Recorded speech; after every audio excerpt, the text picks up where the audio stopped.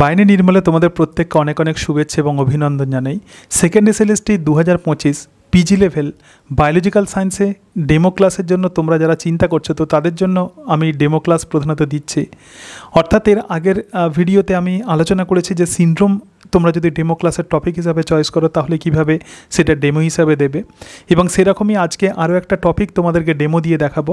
আজকে তোমাদেরকে দেখাবো যে জেনেটিক কোড তোমরা যদি চয়েস করো তাহলে কিভাবে ডেমো দিয়ে দেখাবে। যারা পিজি লেভেল বায়োলজিক্যাল সায়েন্সে ডেমো দিতে চাও তারা যদি পারো তাহলে অবশ্যই জেনেটিক্স, মলিকুলার বায়োলজি অথবা বায়োটেকনোলজি এই সমস্ত জায়গা থেকে ডেমো টপিক চয়েস করার চেষ্টা করবে। এই সমস্ত জায়গাতে যে টপিকগুলো আছে তো সেগুলো যেহেতু কনসেপচুয়াল, তো যারা ইন্টারভিউ নেবেন তাদেরকে তোমাকে এটা দেখিয়ে দিয়ে আসতে হবে যে তোমার জেনেটিক্স, মলিকুলার বায়োলজি, বায়োটেকনোলজি এই সমস্ত বায়োলজিক্যাল সায়েন্সের ইম্পর্টেন্ট জায়গাগুলোতে তোমার কনসেপশন ক্লিয়ার আছে, এবং তার সঙ্গে সঙ্গে তুমি সহজেই কম সময়ে স্টুডেন্টসদেরকে কোনো একটা পার্টিকুলার টপিক বুঝিয়ে দিয়ে আসতে পারবে। তাতে সাথে আরও একটা বিষয় বলি যে যখনই জেনেটিক্স, মলিকুলার বায়োলজি বা বায়োটেকনোলজি বা বায়োলজিক্যাল সায়েন্স পিজি লেভেলে তোমরা যখন ডেমো দেবে তখন দেখবে যে বাংলাতে লিখতে গেলে কিন্তু সময় অনেকটা বেশি লাগবে, এবং তোমরা কিন্তু অবশ্যই ডেমো দেওয়ার সময় এটা মেনশন করে দেবে যে যেহেতু তোমরা তোমাদের এই টপিকগুলো ইংরাজিতে কিছু কিছু টার্ম আছে, তো ইংরাজিতে মনে রাখা সুবিধাজনক বায়োলজিক্যাল সায়েন্সের, এবং তোমরা অনেকটা বড় হয়ে গেছো, তো সেই কারণের জন্য আমি এই শব্দগুলো ইংরাজিতে লিখব এবং তোমরা সেগুলো পড়ে নেবে। এবং যদি প্রশ্নতে যেগুলো যদি তোমাদের বুঝতে অসুবিধা হয় টার্মগুলো, তাহলে দেখবে যে কোয়েশ্চেন্সে ইংরাজি প্রশ্ন থাকবে, তাহলে কোনো শব্দ যদি বুঝতে না পারো তাহলে ইংরাজি পোর্শন তোমরা দেখে নেবে এবং দেখে নিয়ে উত্তর করবে। তো এটা কিন্তু ডেমো ক্লাসে বলে দেবে কিভাবে বলতে হবে, এই সমস্ত বিষয়গুলো কিন্তু আজকে তোমাদেরকে দেখাবে। যখনই তোমাকে এটা যারা ইন্টারভিউ নেবেন তারা যখনই বলবেন যে আপনি কোন টপিকের ওপর ডেমো দিতে চান, আমি বারবার তোমাদেরকে বলছি তখন কিন্তু ডিটেলসে সমস্তটা বলবে, মানে কোন জায়গা থেকে তুমি ডেমো দিতে চাও। যেমন এক্ষেত্রে তোমাকে বলতে হবে যে আমি ক্লাস 12 বা দ্বাদশ শ্রেণীর সেমেস্টার 3 এর ইউনিট 6 এর ইউনিট 7 এর চ্যাপ্টার 5 এর বংশগতির আণবিক ভিত্তি অংশের জেনেটিক কোড বিষয়ে ডেমো দিতে চাই। এবং যেহেতু তুমি এটা বলে দিচ্ছ, তো সেই কারণের জন্য এই সমস্ত অংশগুলো আর লেখার প্রয়োজন হবে না বোর্ডেতে, অথবা বোর্ডেতে ডেট বা ইউনিট ইত্যাদি এইসব অত লেখার সময় থাকবে না, একদম ডিরেক্টলি তোমরা টপিকের মধ্যে চলে যাবে। ঠিক আছে, তাহলে চলো শুরু করি। হ্যালো স্টুডেন্টস, আশা করি তোমরা সকলেই ভালো আছো। আচ্ছা, আগের দিন আমি তোমাদের পড়িয়েছিলাম সেন্ট্রাল ডগমার বিভিন্ন প্রসেস, তো তোমরা কি কেউ বলতে পারবে যে সেন্ট্রাল ডগমার এই কনসেপ্ট বা ধারণা প্রথম কে দিয়েছিলেন? একদম সঠিক বলেছে, এই ধারণা দিয়েছিলেন বিজ্ঞানী ক্রিক। আচ্ছা, ট্রান্সক্রিপশান কাকে বলে? একদম সঠিক বলেছে, ট্রান্সক্রিপশান হচ্ছে সেই পদ্ধতি যে পদ্ধতিতে ডিএনএ থেকে এমআরএনএ তৈরি হয়। একটু ভুল হয়ে গেল, ডিএনএ থেকে সমস্ত রকমের আরএনএ তৈরি হয় যে প্রসেস, তো সেটাই হচ্ছে ট্রান্সক্রিপশান। ঠিক আছে, তুমি বললে ডিএনএ থেকে শুধুমাত্র এমআরএনএ তৈরি হয়, কিন্তু না, ডিএনএ থেকে সমস্ত রকমের আরএনএ তৈরি হওয়ার যে প্রসেস, তো সেটাই হলো ট্রান্সক্রিপশান। আচ্ছা, ডিএনএ থেকে এমআরএনএ কেন তৈরি হবে? একদম সঠিক বলেছো, ডিএনএ থেকে এমআরএনএ তৈরি হয় এই কারণেই যে ডিএনএর যে মেসেজ আছে, তো সেই সমস্ত মেসেজগুলোকে রাইবোজোমে নিয়ে যেতে হবে, এবং সেই রাইবোজোমে নিয়ে যাওয়ার কাজটাই করে কিন্তু মেসেঞ্জার আরএনএ। এবং এই এমআরএনএ নিউক্লিয়াসে তৈরি হয়, এবং নিউক্লিয়াসে তৈরি হওয়ার পর সেটা সাইটোপ্লাজমে চলে আসে এক্সপোর্টিন প্রোটিনের সাহায্যে, এবং তারপর সেটা রাইবোজোমে চলে আসে। এখন এমআরএনএর মধ্যে এমন কিছু কিছু লেটার থাকে, তো সেই লেটারগুলো প্রধানত প্রোটিন তৈরি করে। তো কিভাবে, কোন লেটার কিভাবে প্রোটিন তৈরি করে, তো এই সম্পর্কেই কনসেপ্ট দিয়েছিলেন বিজ্ঞানী হরগোবিন্দ খোরান এবং আর্থার নিরেনবার্গ। এবং এই যে ধারণা, তো একেই আমরা বলবো জেনেটিক কোড। সুতরাং আজকে আমরা যে বিষয় পড়ব, তো সেটা হচ্ছে জেনেটিক কোড। আমরা আলোচনার মধ্য দিয়ে দেখলাম যে এরকম যদি ডিএনএ হয়, তো ডিএনএ থেকে ট্রান্সক্রিপশন পদ্ধতিতে এমআরএনএ তৈরি হয়, এবং এমআরএনএর মধ্যে প্রধানত নাইট্রোজেনাস বেস, এইভাবে নাইট্রোজেনাস বেস সজ্জিত থাকে। ধরা যাক জিসিসি, সিএএ, এরকম বিভিন্ন নাইট্রোজেনাস বেস আছে, এজিসি ইত্যাদি, এরকম নাইট্রোজেনাস বেসগুলো থাকে। ঠিক আছে, তো এইভাবে প্রধানত নাইট্রোজেনাস বেসগুলো জেনারেলি থাকে, এবং এমআরএনএর যে ওরিয়েন্টেশন সেটা 5 প্রাইম থেকে 3 প্রাইম এরকম ওরিয়েন্টেশন হয়। কিন্তু এখানে একটা বিষয় তুমি দেখো, আমি যে লেটারগুলো লিখেছি, 3টে করে লেটার লিখেছি, তার মাঝে মাঝে গ্যাপ দিয়েছি, কিন্তু এরকম কোনো গ্যাপ কিন্তু এমআরএনএর মধ্যে থাকে না। জেনেটিক কোড বোঝার জন্য আমি প্রধানত এরকম গ্যাপ দিয়েছি। তাহলে what is genetic code? Genetic code হচ্ছে এমআরএনএর মধ্যে, এমআরএনএতে যে 3টে নাইট্রোজেনাস বেস, 3টি নাইট্রোজেন যুক্ত ক্ষার, 3টি করে নাইট্রোজেন যুক্ত ক্ষার একটি অ্যামাইনো অ্যাসিড তৈরির সংকেত বহন করে, একটি অ্যামাইনো অ্যাসিড তৈরির সংকেত বহন করে। তাহলে এই যে তিনটি নাইট্রোজেনযুক্ত ক্ষার, তো এই তিনটি নাইট্রোজেনযুক্ত ক্ষার নিয়েই তৈরি হচ্ছে এক একটা কোডন। এবং আমরা জানি যে প্রোটিনের মধ্যে অন্তত 20টা অ্যামাইনো অ্যাসিড থাকবে। বিভিন্ন রকমের যে প্রোটিন আছে সেই প্রোটিনে 20টা অ্যামাইনো অ্যাসিড বিভিন্নভাবে সজ্জিত হয়। তাহলে এই 20টা অ্যামাইনো অ্যাসিডের জন্য নিশ্চয়ই একটা করে স্পেসিফিক কোডন থাকবে, ঠিক আছে।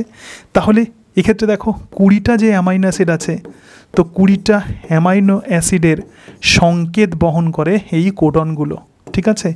তার মানে এই যে তিনটি করে নাইট্রোজেনযুক্ত ক্ষার অ্যামাইনো অ্যাসিডের সংকেত বহন করছে, এটাই আবিষ্কার করেছিলেন ভারতীয় বিজ্ঞানী হরগোবিন্দ খোরানা এবং তার সঙ্গে সঙ্গে আর্থার নিরেনবার্গ।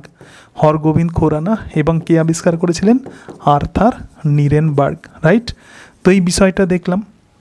এবার দেখো, আমরা জানি যে প্রোটিনের মধ্যে প্রধানত অ্যামাইনো অ্যাসিডগুলো বিভিন্নভাবে সজ্জিত হয়। তাহলে 20টা অ্যামাইনো অ্যাসিডের মিনিমাম সংকেত কিন্তু তৈরি হতেই হবে। একটি কোডন যদি একটা অ্যামাইনো অ্যাসিড তৈরির সংকেত বহন করে, তাহলে আমরা কতগুলো কোডন পেতাম? তাহলে আমরা মোট 4টি কোডন পেতাম। তাহলে আমরা কতগুলো কোডন পেতাম? মোট আমরা 4টি কোডন পেতাম, ঠিক আছে।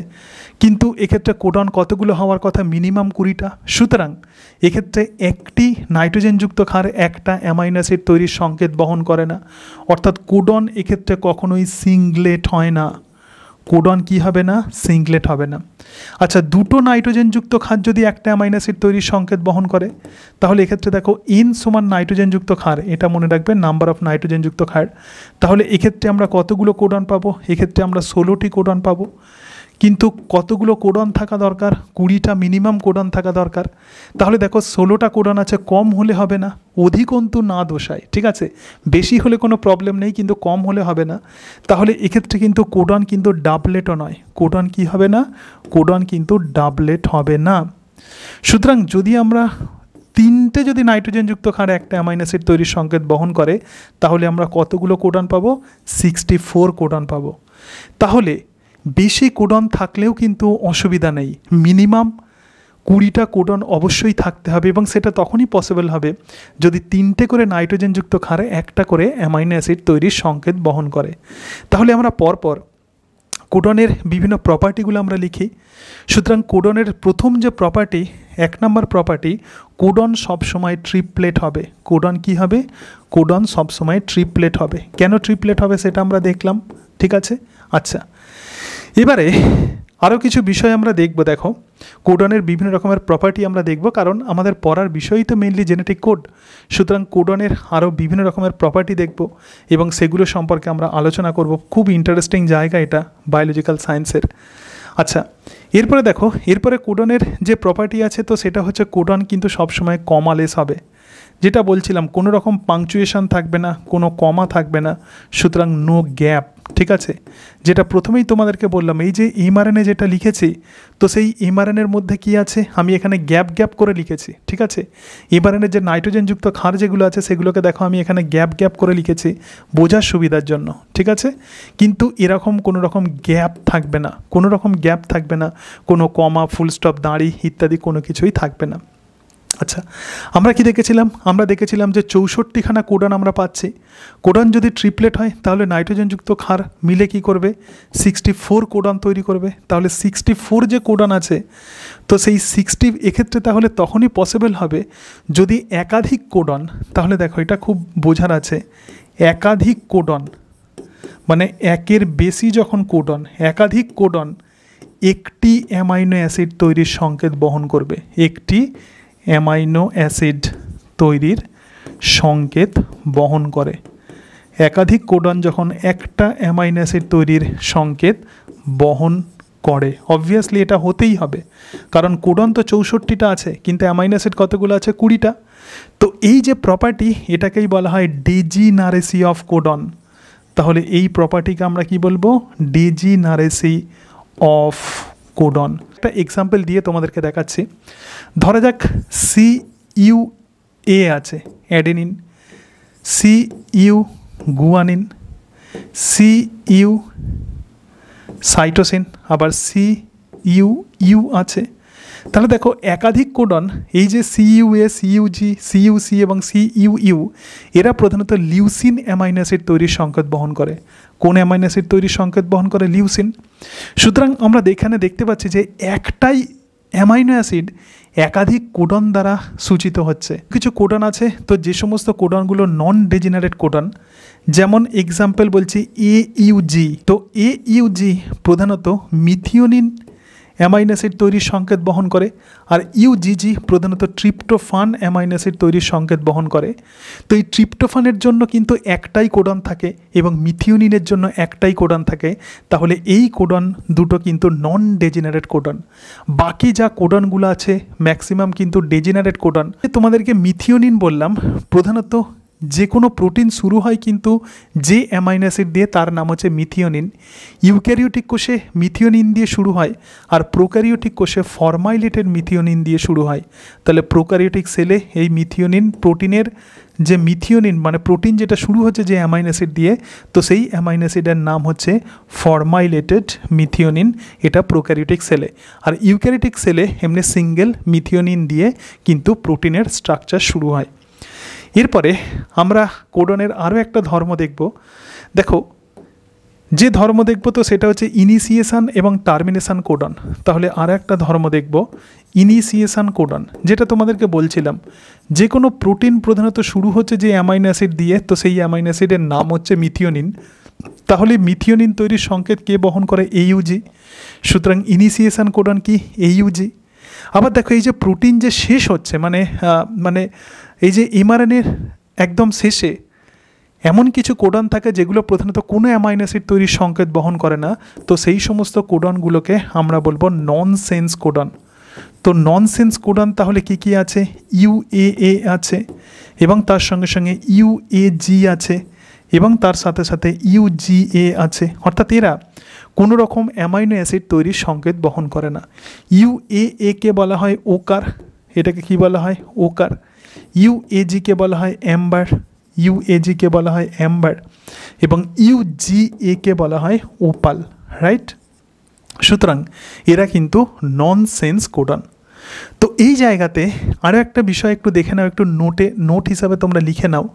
প্রচুর ইম্পর্ট্যান্ট, এটা খুব ইম্পর্ট্যান্ট জায়গা। কোডন বুঝতে গেলে অবশ্যই এটা তোমাদের লাগবে। দেখো তাহলে এক্ষেত্রে আমরা কতগুলো কোডন পেয়েছিলাম? একদম সঠিক বলেছ, আমরা 64 কোডন পেয়েছিলাম। তো এই যে 64টা যে কোডন আছে, তো সেই 64টা কোডনের মধ্যে তাহলে কতগুলো ননসেন্স কোডন? একদম সঠিক বলেছ, ননসেন্স কোডন তাহলে কতগুলো? 3টি। সুতরাং দেখো ননসেন্স কোডন আমরা কতগুলো পেয়েছি? 3টি ননসেন্স কোডন, অর্থাৎ এরা কোনো রকম অ্যামাইনো অ্যাসিড তৈরির সংকেত বহন করে না। সুতরাং সেন্স কোডন কতগুলো হবে? সেন্স কোডন, তাহলে ননসেন্স কোডন কতগুলো? 3টে। আর সেন্স কোডন তাহলে কতগুলো হবে? সেন্স কোডন হচ্ছে 61। এখনও পর্যন্ত যা পড়িয়েছি সেটা তোমাদেরকে বলছি। তো এই যে সেন্স যে কোডন আছে, তো সেই সেন্স কোডনের মধ্যে আবার নন ডেজেনারেট কোডন কোনটা? আচ্ছা, নন ডেজেনারেট কোডন মানে বলতে পারবে? একদম সঠিক বলেছ। তো যে সমস্ত কোডনগুলো কেবলমাত্র একটি অ্যামাইনো অ্যাসিড তৈরির সংকেত বহন করে, তো সেটাই হচ্ছে নন ডেজেনারেট কোডন। তাহলে নন ডেজেনারেট কোডনের সংখ্যা কতগুলো? 2। আর ডেজেনারেট কোডন মানে কি? ডেজেনারেট কোডন মানে যেক্ষেত্রে একাধিক কোডন একটি অ্যামাইনো অ্যাসিড তৈরির সংকেত বহন করে, তাহলে এদের সংখ্যা কতগুলো হবে? 59। এরপরে জেনেটিক কোডের একদম লাস্ট অংশ আমরা পড়ব, এবং সেই লাস্ট অংশ হচ্ছে ওবেল হাইপোথেসিস। এটা অনেকে বুঝতে পারে না। দেখো আমি খুব সহজেই তোমাদেরকে বোঝানোর চেষ্টা করব যে ওবেল হাইপোথেসিস প্রকৃতপক্ষে কী। ওবেল হাইপোথেসিস, ঠিক আছে? তাহলে দেখো আমরা শুরু করেছিলাম কোথা দিয়ে? আমরা শুরু করেছিলাম এমআরএনএ দিয়ে। সুতরাং এই জায়গাটাতে আরেকবার চলে এসো যে এমআরএনএর যে বিভিন্ন রকমের আমরা যে দেখেছিলাম যে নাইট্রোজেনাস বেস আছে, তাহলে দেখো এক্ষেত্রে নাইট্রোজেনাস বেস আমরা এমআরএনএতে যে দেখতে পাচ্ছি। একটু চলে এসো, দেখো এখানে আমি স্টার্টিংয়ে আমি কি লিখেছিলাম? স্টার্টিংয়ে আমি লিখেছিলাম এইউজি। সুতরাং দেখো এটা কি হচ্ছে? দেখো স্টার্টিংয়ে কি লিখেছিলাম? স্টার্টিংয়ে লিখেছিলাম এইউজি। তাহলে দেখো এইউজি এটা ইনিশিয়েশান কোডন। আবার দেখো ইউএএ কি হচ্ছে? টার্মিনেশান কোডন, রাইট? এরপরে দেখো, এরপরে এই যে অংশ আছে এখানে একটা বিষয় লিখেছিলাম, এই যে লিউসিন, ঠিক আছে? এই যে লিউসিন আছে, তো লিউসিনে কি বলেছিলাম? এটা হচ্ছে ডেজেনারেট কোডনের একটা খুব সুন্দর এক্সাম্পল। এখানে দেখো সিইউএ, সিইউজি, সিইউসি, সিইউইউ ইত্যাদি আছে। তাহলে দেখো এই জায়গাতে একাধিক কোডন যেখানে একটা অ্যামাইনো অ্যাসিড তৈরির সংকেত বহন করছে, আমরা দেখতে পাচ্ছি যে প্রথম দুটো লেটার কিন্তু অবশ্যই স্পেসিফিক হতে হবে, কিন্তু শেষ লেটারের অতটা গুরুত্ব নেই। অর্থাৎ যে সমস্ত কোডনগুলো ডেজেনারেট কোডন, তো সেই সমস্ত কোডনগুলোর ক্ষেত্রে তৃতীয় লেটারটা অতটা গুরুত্বপূর্ণ নয়, কিন্তু প্রথম লেটার দুটোকে কিন্তু অবশ্যই একই হতে হবে। সুতরাং third letter is not so important. এক্ষেত্রে প্রথম দুটো বেশ ইম্পর্ট্যান্ট, কিন্তু তৃতীয় বেশ যাই হোক না কেন সেক্ষেত্রে কিন্তু একটাই তারা অ্যামাইনো অ্যাসিডের সংকেত বহন করবে। এবং এই যে থিওরি, এবং একেই আমরা বলবো ওবেল হাইপোথেসিস, রাইট? ধরা যাক এক্ষেত্রে জিসি আছে, তাহলে জিসি এ, আবার দেখো এ জিসি ইউ, আবার দেখো জিসি জি, আবার দেখো এখানে আছে জিসিসি। ঠিক আছে, তাহলে দেখো প্রথম দুটো লেটার কিন্তু অবশ্যই কিন্তু সিমিলার হতে হবে, কিন্তু third letter is not so important. So third letter is not important, তো third letter is not important. তো কোডনের এই যে তৃতীয় লেটারটা খুব বেশি গুরুত্বপূর্ণ নয়, কে বহন করে, তো সেই অ্যামাইনো অ্যাসিডের নাম হলো অ্যালানিন। তার নাম কি? Alanine, right? এর সাথে সাথে আরও একটা বিষয় আমরা দেখব, তো সেটা হচ্ছে ওবেল পেয়ারিং। দেখো এই যে অ্যালানিন যদি আমরা লিখি, এখানে ধরা যাক এমআরএনএ চলছে 5' থেকে 3' ইত্যাদি এমআরএনএ চলছে। এবার ধরা যাক এখানে আছে জিসিসি। ঠিক আছে, তো আমরা প্রত্যেকেই জানি যে টিআরএনএ প্রধানত অ্যামাইনো অ্যাসিডকে নিয়ে আসে। ধরে রাখো এই জায়গাতে একটা টিআরএনএ আছে, এবং টিআরএনএ তাহলে কোন অ্যামাইনো অ্যাসিডকে ক্যারি করবে? এক্ষেত্রে যে অ্যামাইনো অ্যাসিডকে ক্যারি করবে, তো সেই অ্যামাইনো অ্যাসিডটার নাম হচ্ছে অ্যালানিন। সুতরাং এই যে জায়গা আছে এটা হচ্ছে এমআরএনএর 5' থেকে 3', আর এক্ষেত্রে টিআরএনএর এটা হচ্ছে 3' থেকে 5'। তাহলে দেখো কোডনের যেটা ফার্স্ট লেটার হচ্ছে, তো টিআরএনএ সেটা হচ্ছে থার্ড লেটার হচ্ছে। সুতরাং টিআরএনএতে এখানে কি থাকবে? সি থাকবে, এখানে কি থাকবে? জি থাকবে, এখানে কি থাকবে? এখানে জি থাকবে। তো এটাই হচ্ছে অ্যান্টিকোডন।